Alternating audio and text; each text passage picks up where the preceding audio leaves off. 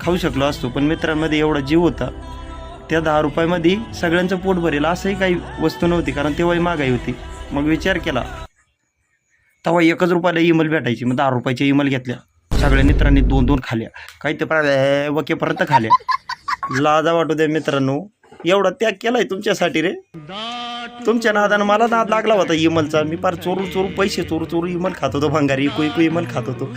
आणि तुम्ही साधे मला इंस्टाग्रामला जे मला ओळखत नाही, 4 जिल्हे ओलांडून माझ्यापासून लांब राहतात, ते मला फॉलो करतात, शुभेच्छा देतात, मला सपोर्ट करतात, माझ्या गाण्याला प्रेम देतात. तुम्ही कधी एखाद्याने विचारलं का भाऊ तू छान गातो का, वांगलं गातो का, चांगलं गातो का, तू कधी माझी स्टोरी ठेवली का, माझं स्टेटस ठेवलं का, काही मला शुभेच्छा दिल्या? असा होता आपला गरिबीचा किस्सा. आणि हा खराच आहे बरं का. हां, रडत बिडत काय नव्हतो, हे धिकून निघत होतं, त्याच्यामुळे डोळे ओले झाले. व्हिडिओ पूर्ण पाहिल्याबद्दल धन्यवाद. निगेटिव्ह कमेंट येता कामा नये, ज्यांना पटलं त्यांनी पण इथं